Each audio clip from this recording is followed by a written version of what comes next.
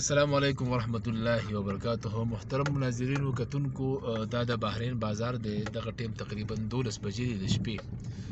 مونږ شاکر الله مولوي صاحب مونږ دواړه داسې رالو کالام نه، نو دې بازار ته مونږ وکتو، نو زموږ د زړه یو ټق اواز وکړو لکه دا هغه بازار و چې لکه دا په دې KPK کې د سوزرلینډ په نوم باندې یادېدو. د دې بازار چې کوم رونق او د دې چې کوم لایټینګ او د دې چې کوم هغه ګڼه ګوڼه وه،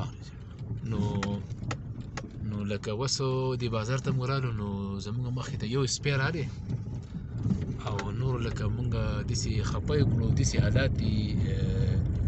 حقیقت خبره هم ده، وایي که نه د دنیا باندې زوال لازم نو لکه هغه کم زوال چې راغلی هغه مونږ ولیدو او حیران شو ورته او ډېر زیات افسرده شو. لکه زموږ سره د ویلو داسې الفاظ نشته. دا د هغه بهترین هوټل کوم چې د بهترین کانه هغې مرکز و، د اقبال هوټل په نوم باندې. نو دا نن که تاسو وګورئ نو سړي دا زړه ټق وکړي. نو زما سره نور